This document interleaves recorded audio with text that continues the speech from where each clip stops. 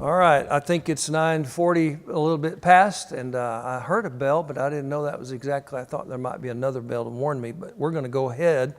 So let's continue on with this idea of doctrine of God in Proverbs, because I really want to emphasize the fact this is the foundation of what the world needs today, isn't it? That we need a lot more God and a lot less world. And I don't know how we do that. I guess if I knew the answer to that, I'd write a book and go on the circuit and go. And you know what an expert is, don't you? Someone who speaks on the topic 100 miles away from home. You do that. So I don't know how to get more God in the world, but I think it starts with a group like this. Very small, and it continues to grow, and we get that enthusiasm, we share that. I have a little Whataburger ministry. Sounds kind of funny, doesn't it? But I do. I have a little Whataburger ministry. Just about every morning, I go over here on Broadhead, just about a mile from here, and I'll come in anytime from 7 in the morning until sometimes mid-morning. I'll go over and not eat early, take a little break. But I'll go over there, and I have a group of men that sit down with me, and we visit a little bit. One man's been baptized out of that group, but it's just a connection. That's all it is. And what I'm trying to do is give a living example of the church. Now, I'm not always perfect at it. I'm not saying that. But if you don't talk about Jesus and you don't talk about God, nobody's going to hear you. But every chance I have to weave a conversation back to God, I try to do that. And so we need more God in the world today, and we need to share that more and more everywhere we are. So let's turn to chapter 2. We're not going to go through every single chapter, and we're not going to do every one of these verses, but what I want you to do is when I talk about a verse that you circle it so you can come back to the other verses later. Chapter 2, verse 5. Then you will discern the fear of the Lord and discover the knowledge of God. You have that word Lord there in chapter 2, verse 5. We use the word God or Lord in chapter 1 and chapter 3, verse 5. So let's go to the idea of the eyes of the Lord. You know, when I was a little guy, I remember hearing a song, "Oh, be careful, little eyes, what you see. Oh, be careful, little hands, what you do. There's a Father up above, and He's looking down in love. So be careful, little eyes, what you see." The eyes of the Lord, look at chapter 21. These are anthropomorphic words to describe God. Does God need eyeballs to see? No, He's spirit, isn't He? But these are words that we can understand. Chapter 21, verse 12. The righteous one considers the house of the Lord. Let's see, do I have that wrong? Do I have it inverted somehow? 21:12.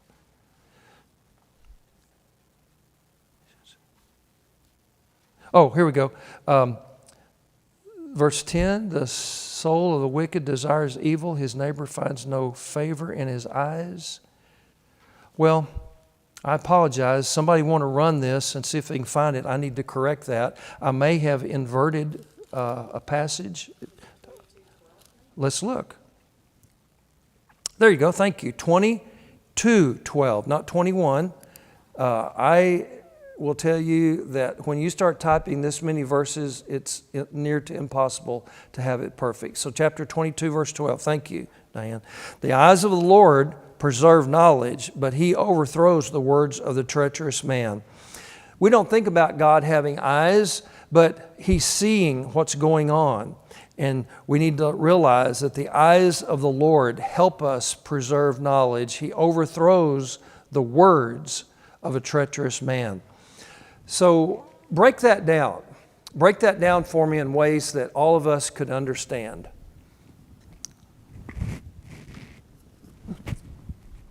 What would you say? Proverbs 21, verse 12. I'm sorry. Wake up, Steve. 22, verse 12. 22, verse 12. What would you say? Say it once more. Exactly. He wants His words taught in truth. I want to be real careful when I share this book with you because I don't want anybody to think, oh, Brother Bailey, he's one of those liberal preachers. But sometimes when you read a proverb, you kind of scratch your head and you think, Solomon, what are you saying? I came across this book some years ago. It's called The Message. And I want to say on video, this is a paraphrase. Everybody hear me say that? It's a paraphrase. It's not the text. It's a man named Peterson who wrote these words in common words like we're using. Okay? So do not preach out of this. Do not study your Bible out of it. But you can turn to 22 verse 12 and you can have his insight on what he's saying. God loves the pure-hearted and well-spoken. Good leaders also delight in their leadership. God guards knowledge with a passion, but he'll have nothing to do with deception. You know, this is something I think is true today, that we all know people who have believed a lie. I go back to the 80s in Guyana with a guy named Jim Jones. Are y'all old enough to remember that? Are you? You're old enough to remember that? Wow. Okay, you look like you're about 12. But this guy had a group of people believe a lie, a deception. And what the world needs now is truth. The world needs God, and God is truth. He's the representation of truth. And so we need to see that. And the eyes of the Lord goes about, and He's looking for truth, and He wants truth. This is a stretch, but do you ever wonder, how does God feel when people malign the Scriptures? How does God feel when people distort the truth and make it say something it's not? Isaiah 5:20 again. Woe to those who say evil's now good, and woe to those who say good is now evil. How does God feel about that? When He knows what He said, but people twist it and turn it around. I think it's got to hurt. However, that grieves God, and we know certain things grieve Him. And we're going to talk about Proverbs 6 before the day is over, about some things that God hates. There's 6 things, yea, 7, that God hates. Did you know that God hates some things? He does. You want to say something? It's because their eternal salvation may be in the balance. Exactly. That's the reason why I hate the abomination. Good. Because that could lead to eternally separated from Him. It can. You're right. He's saying that God's truth is what will save people, and when it is distorted, it could lead to their damnation and put their life in the future, speaking spiritually, at bay. All right, very good. Let's look at chapter 23, verse 11. He is recorded for us as a strong Redeemer. For their Redeemer is strong, and He will plead their case against you. The Redeemer is strong. Now, I wouldn't want a weak Redeemer. I wouldn't want a Redeemer that's just, I'm going to save you part of the time. I'm going to be with you part of the time. Now, I want to join forces with you in this battle, but if things get rough, I'm going to bail. No, that's not who we want. We want a strong Redeemer. We want someone we can count on. So do you think you can count on God? Let me tell you, if you can't count on God, tell me who you can count on. God is the one that we count on. All right, turn back a few pages to chapter 14. And one of the things I love about this study is it keeps us walking through the pages of the Bible. 14:31. He who oppresses the poor reproaches his what? Maker. You see that? Verse 31 of chapter 14. But he who is gracious to the needy honors him. He tells us right there through Solomon that God is our maker. Now, I could talk for the next hour on this, but I can't get started on it because we won't get finished. But we live in a world today that wants to discount God in everything. I mentioned this in a sermon not long ago to the Brown Street people. Isn't it interesting that they always want to say that the world started by a one-cell amoeba that rolled up out of the water onto the shore? They never tell us where the water came from. They never tell us where the shore came from. They never tell us what planet it is. It's just a one-cell amoeba. And then they don't tell us where the amoeba came from. But we're supposed to buy that. We're supposed to buy into that kind of thinking. He tells us here that it is God our maker.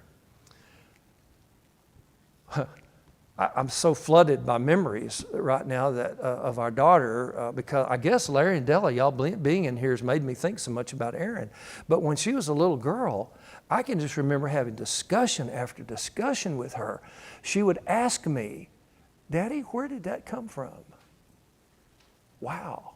You talk about shaping a mind that is palatable, it's manageable, malleable, however you want to describe it. This is where it begins. This is why I love nursery role classes. This is why I love newborn baby class. All babies can't learn. Are you kidding me? We'd drive down the street on 29th in Del City, and Ari would say, there's Brahms. She hadn't even been in school. Daddy, there's Wendy's. And she's seen commercials. They're like sponges, see? Why don't we tap into that with the Bible? And she came out of Bible class at Del City. She had a little pink Bible, and she'd bring it in. She said, oh, Daddy, love the Bible. Kiss that. You know, when you're 14, that's not very cool. But when you study the Bible and you love the Bible, that's what it's about. It doesn't turn on when you become a teenager. It starts earlier. So can't talk very long on that or I'll get sidetracked. All right, let's move on to the letter B. And I don't know if I'm on the right page or not. So am I the attributes of God? Knowledge of God, chapter 1, verse 7 again. You know, we've already talked about that. So let's turn to 3:19. Chapter 3, verse 19. The Lord by wisdom founded the earth. By understanding, He established the heavens. God is all knowledge. He's all knowledge. And He is the one who created everything. By His wisdom, not man's wisdom, but by God's wisdom. I can't remember all the statistics, but if the sun moves so many degrees, 1 degree, half a degree, whatever it is, closer to the earth, the core temperature of the earth rises. But if it goes outward, away from the earth, a degree or half a degree, we could all freeze to death. Now, who made the world? God, but He just didn't fling it out there and say, oh, anywhere's fine. He put it there perfectly. So we'd have seasons. We wouldn't freeze to death. We wouldn't burn up. Now, this past summer, we had this summer's been pretty hot. But do you remember just a few months ago, it was pretty cold in Texas. Remember that? So we have the seasons. God knows the balance of things. He is with His knowledge, He established those things. So look over 4 chapters to chapter 8. We're going to hurry on these because I don't want to start preaching, and that's one of the problems with a preacher and a teacher is we preach too much and not teach. But chapter 8, verse 27, when He established the heavens, I was there. Who's He talking about? He's talking about wisdom. When the earth was established, the heavens was established, I was there. When He inscribed a circle on the face of the deep. This may shock you guys, but there is a theory, a group of people that's the numbers are growing. Okay, you're going to laugh, but there's people today that believe still in the flat earth theory. That if you keep going out far enough, you're going to fall off the edge. But they can never tell us where the edge is. He's telling us here that it was inscribed on the circle, a circle on the face of the deep. And He made firm the skies above, and the springs of the deep became fixed. And He set the sea its boundary so that the water should not transgress His command. And He marked out the foundations of the world. Proverbs is chock full of information about God and telling us here that it is through His wisdom that He established these things. That's chapter 8, verse 27 through 29. Well, I want some of that wisdom and I need it, so turn back to chapter 2 and let's walk through verses 5 through 7. Everybody there? Chapter 2, verse 5. Then you will discern the fear of the Lord. You will understand it, discern it, the fear of the Lord, and discover the knowledge of God. And the Lord gives wisdom, and from His mouth come knowledge and understanding. He stores up sound wisdom for the upright, and he is a shield to those who walk in integrity. Years ago, Keith and I moved out to Midland. We lived there for 3.5 years. I was preaching there, and there was a godly man. His last name was Hale, but it was spelt in the German way, Heil. And I just fell in love with this man. He was a shepherd in the church. And he and I got to the point where every Tuesday morning we would meet at a Whataburger in Midland, and we would have a time of talking together. I can't tell you the value of that relationship, that I grew closer to him, but I drew from his wisdom. Years ago in downtown Midland, it was a fact that Midland was going to grow. If I drove out there today, I would not even recognize that city. It has grown so much since I've lived there. But Goodrich Hale ended up buying up square blocks of land, and he used it as a parking lot.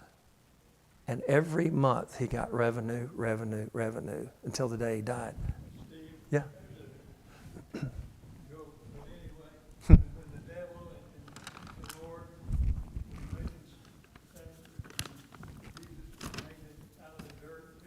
Yes. Yes.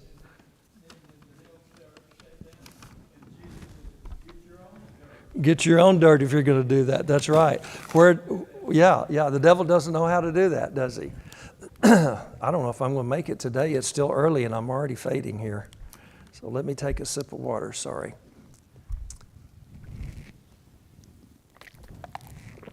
So we all want wisdom. We need wisdom. It comes from God.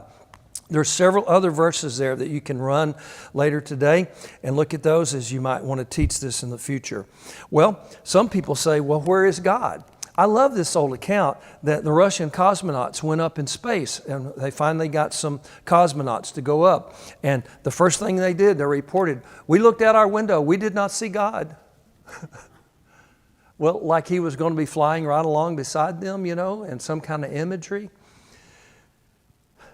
But God is everywhere. Chapter 15, verse 3. Maybe you want to circle this one. The eyes of the Lord are in every place, watching the evil as well as the good. Larry and Della were in Oklahoma City, same time that I was living in Edmond, when the Murrah Federal Building was exploded by a devious, conniving human being. And I asked myself that day at 9:01 in the morning, God, where are you? And someone said, he was right there with those little babies that were in that nursery that were killed. Did I turn my mic back on? I did. So God is everywhere. The problem is that we don't always what? See him. We don't see him. And we need to learn to look for him in every way possible. And see it even in times when we don't think he's there. We need to realize that he is. All right, that's 15:3. There's probably others. Turn to chapter 8, verse 22. And I know you know this, but you need to remind your students that God is wisdom. Chapter 8, 22 through 29. The Lord possessed me at the beginning of his way before his works of old. From everlasting I was established, from the beginning, from the earliest times of the earth. And when there were no depths, I was brought forth, and there were no springs abounding with water. Before the mountains were settled, before the hills I was brought forth. And while he had not yet made the earth and the fields, nor the first dust of the world, he establishes the heavens. I was there, and he had described upon it these verses I read just a few minutes ago. This is talking about wisdom, that wisdom was there before the creation of the world, because God is wisdom. He is the very epitome of wisdom in every shape, form, and fashion. God is wisdom. So if we want to know something about wisdom, who do we need to get to know better? Obviously, rhetorical question. We need to know God better. How do we get to know God? He speaks to us today through his word. And if we're not in his word, don't be surprised if God's not talking to you. So we have to be in His Word every single day that we live. All right, turn back to chapter 2. We're going to move on to these other deeper chapters in a little bit.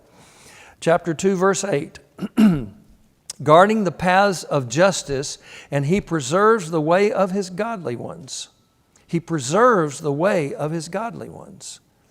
That God is providing for us. He provides everything to us. Now, the problem with Steve is I don't always see it when God is providing things for me. I say, oh, woe is me, woe is me. Everything is bad, or everything is not the way it ought to be. But God always provides for us, and He takes care of us. So that is very true. Let's turn just a page to chapter 3, verse 6. We already know this one. In all your ways acknowledge Him, He'll make your path straight. I think those two verses, you could talk volumes on that in a Bible class and visit with people about it. Well, God is God, and because He is God, chapter 9 tells us in verse 10 that He is the one that demands respect. Let me just ask y'all, as an adult, I may be too old-fashioned, but as an adult today, do you all like it when children say, yes, ma'am, and no, ma'am, yes, sir, and no, sir? Many times, and I'm labeling, and I want to say that, I'm labeling, but many times when you hear an athlete interviewed at the end of a game and they're sweating, they have their helmet off, and they stick that microphone in front of them, and you can just tell they have no respect. Yeah, nah, something like that. Respect is important. Let me just emphasize this for a moment. God demands our respect. Billy? Yeah. Billy says, if you've had your mouth washed out with a bar of soap, you know what respect is. Odd that you would say this. Just yesterday, I didn't get my mouth washed out yesterday. Just yesterday, I was involved in on Facebook debate with my nephew and his wife, and they were arguing, can a bar of soap be dirty? And my brother, his dad, chimed in and said, it depends on what mouth has been washed out with that bar of soap recently. Yes, sir. Respect is taught at home. It is, isn't it? If you don't have the lessons at home, then you don't respect. One personal, I'll make it real quick, Steve. Okay. I know you've got a lot to cover in your class. Testimony. One time when I was over 13, I wanted a football helmet. I didn't get it for my birthday. Yeah. I was disrespectful to my mom. Dad said, son, let's go down to the basement. One slap across the face. And I'll remember that to this very day. Sure you do. And he says, you go upstairs, I want you to apologize to your mother, and I don't want you to ever, ever talk to her that way. Okay. And so, respect is taught. And if we don't get, just like what runs the school system, God's thrown out of the deal. The theory of evolution is Yes. as truth. Yeah, all those things. So they're growing up without any of the knowledge of Yeah, God yeah. because of that. Right. But respect is taught. If you're not taught it someplace in your life, either by your grandparents or by your mother, that you should respect authority. And that's what it boils down to. It is, isn't it? A lot of problems in our lives, that people have in their lives, they don't want to humble themselves to the authority of Right. God and the Word. And it's showing respect. If you humble yourself to obedience, and who we have the greatest example went to the cross, Jesus Christ. Exactly. So God demands respect, and we ought to honor Him with respect. We ought to honor Him by the way we address God's name. We should not take God's name in vain, of course. That goes all the way back to the Old Testament and the Decalogue. Do not take God's name in vain. We know that. It's in every culture. But it's not playing well in a lot of places. And so we have to be the people that instigate that and use that as much as possible by demanding respect for God's Word.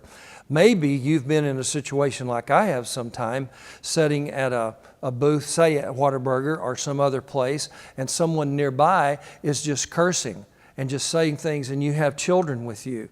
I have done this before, and so far I haven't got punched in the mouth, but I have leaned over and said, my children are present. Could you leave the dirty language out, please?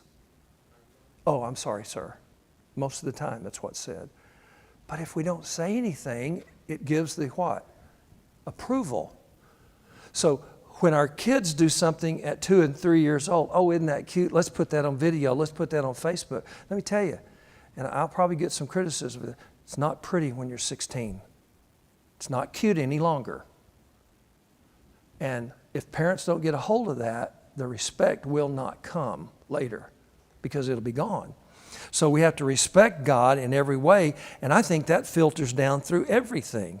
As was said, police officers get no respect.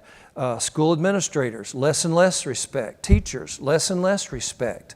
And maybe, I'm no scientist, but maybe that's why we're having trouble getting teachers today. You know. All right. Number 8, God demands purity. Chapter 25, verse 5. This is important. Purity in every shape, form, and fashion of our life. 25, verse 5. Take away the wicked from before the king, and his throne will be established in righteousness. Do not claim honor in the presence of his king. I may have done another verse that way. Not saying this is perfect. I'm sorry. Sometimes my eyeballs may have messed up. Let's look one other place. Verse 27. I apologize. In chapter 29, verse 26, many seek the ruler's favor, but justice for man comes from the Lord. You go to court, you throw yourself at the mercy of the judge, you're going to get what the judge gives you. But the justice for man always comes from God. We want that. We need that. But what we really are asking for is mercy, isn't it? God is just in every way, and we need to appreciate that even more. Well, God weighs our motives in chapter 16, verses 2 and 3. 16, 2 and 3. All the ways of a man are clean in his own sight. Isn't that true? But the Lord weighs the motives. You know, I got a plan. I got a thought. I want to do this. I want to go into this business and I want to do this. I know this seems a little shady, and there's our first problem. When we think it's shady, it probably is. But all the ways of man are clean in our own eyes. Now, isn't that true? This is a great idea, honey. I can just go over to Shreveport and I can bet this month's mortgage, and I'll get 2 months' mortgage back. Let me tell you, if the boats paid out every month, the boats wouldn't be in business. Okay? They're making it somewhere. But it seems right in our head that I'll go do this and I'll get profit, I'll get gain. So God weighs our motives. I think that's so important. He knows what's going on in our head. And then let's look back at one other passage, that God is a reprover. Verse 12 of chapter 3, for whom the Lord loves, he reproves, even as a father, the son in whom he delights. You don't have to share an example here, but do you think you've ever been reproved by the Lord? I know I have. And furthermore, I will add, I've been instructed by my father numerous times. And I needed it. And I needed that rebuke and that reproving. And so we must realize that sometimes God can bring us down from our lofty thinking. Is that fair to say? Behold, in my heart I thought. See? Behold, in my heart I thought. I didn't consult God, but in my heart I thought these things were true. So we have to be careful about that. All right, let's, as we say in the business, mosey along and turn the page, and let's see what we can get into. And I hope if somebody can tell me when the next bell is, please. The doctrine of man in Proverbs, he talks about man's heart in chapter 3, verses 1 through 3, and other verses there. Chapter 3, my son, do not forget my teaching, but let your heart keep my commandments. So I like this word when we talk about heart. What are we really saying, though, when we say man's heart in regard to wisdom? Are we talking about this thing right here on the left side of your chest? That's right. You pointed to your head. We associate heart and mind together, don't we? So I have this thing in my heart. I have it in my head, and it is something I need to recognize. Let's look at it again. Chapter 3, verses 1 through 3. Do not forget my teaching, but let your heart keep my commandments. For length of days and years of life and peace they will add to you. And do not let kindness and truth leave you. Bind them around your neck, upon the tablet of your heart. Does this passage make you think of a passage in the New Testament? What is it? Yeah. And just, pure, and all those things. Okay, that's one. I was thinking of another one. Maybe let's go back to the Old Testament a little further. Is there anything that indicates that if you obey your parents in the Lord that He's going to bless you? In Ephesians chapter 6 and in the Old Testament, what happens? He says that I'm going to bless you, that your days will be what? Longer. So how do we figure if we don't obey God, our life is going to be shorter, but if we do obey God, He's going to protect us? Can I give you just a perhaps reason why you think of an answer? If Johnny doesn't listen to mom and dad and say, now son, don't be out late at night driving fast on the highways and getting on those dirt roads on the way home because you're going to blow a tire and you're going to flip over and something could happen. Oh, Dad, that's all right. I'll be okay. I don't need to listen to that. I'll tell you a quick story. A friend of mine in high school, his name's Sam, he's been in this church several times. He's visited. He usually sits right over in this area. And he's an elder in the church. And he had a good friend, my good friend, Maurice. They were going to go to Louisiana Tech, and they decided one day after they went down and applied for a scholarship, they brought their fishing poles. They decided they were going to take off on a dirt road. Someone told them about a pond. There are ponds in Arkansas. In Texas, they're tanks. And so they found a pond. They were going to go fishing. Maurice was driving. They hit a gravel road, and they were speeding. They were going too fast. Sam will tell you this. And that car flipped. Maurice was thrown from the car. His shoes were found about a quarter of a mile behind him, and he was dead. And Sam walked away. So, wisdom, listening to instruction. Did Maurice know better? Yes, he knew better. But we don't always listen to instruction. How many of you have got a degree from the University of Hard Knocks? Anybody got one of those? I got a master's degree in it. I got a master's, working on my doctorate. The University of Hard Knocks. We learn sometimes by our hard mistakes. I referenced this earlier in the first class. Have you ever known somebody, it just seems like, and I hate to use this word luck, it's this thing called life, but just life seems like for some people it just turns to mush. They can't make a good decision for making a wrong decision. Wisdom from God can help them, and it starts with heart knowledge, head knowledge, and trust in God. And then he goes on a little bit further, Solomon does, in chapter 6, verse 32. You notice we're not running all these verses, or we wouldn't get down to the end of the first lesson by the end of the day. Chapter 6, verse 32, the one who commits adultery with a woman is lacking sense. Now, Solomon, aren't you a fine one to tell us this? The one who commits adultery with a woman is lacking sense. He would destroy himself. He would destroy himself, does it? Now, to commit adultery means that a man is married, a woman is married, and they're having an affair. And he's saying very clearly here that if you commit adultery, obviously with a man, with a woman, is lacking sense. How many movies, how many television shows, how many books have been written about foolish men that don't think with their head, get into a torrid affair, and they lose everything. Everything. Sometimes that's the reason you women are smarter. It takes men longer to learn things sometimes, I think. But it's not always the case. It takes two to tango, as we say. But here's a situation where Solomon is saying, you lack sense. It cannot work. If a man tries to serve two masters, it cannot be done. It's just wrong. It can't happen. So this is a good place to teach kids about this. It's a good place for all of us to learn and to be reminded.